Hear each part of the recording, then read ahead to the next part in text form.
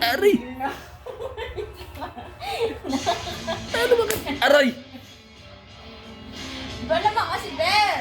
O, ano kita? Yung likod mo sa ko, malamig yan. Simentado dyan.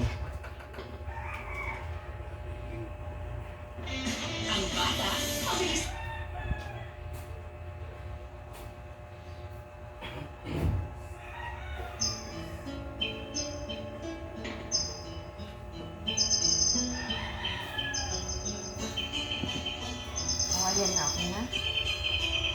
Parang utang na loob ko pa. Alam kong hindi ako maganda sa personal. Pero ito lang ang sasabihin ko. Maganda naman ako sa TikTok.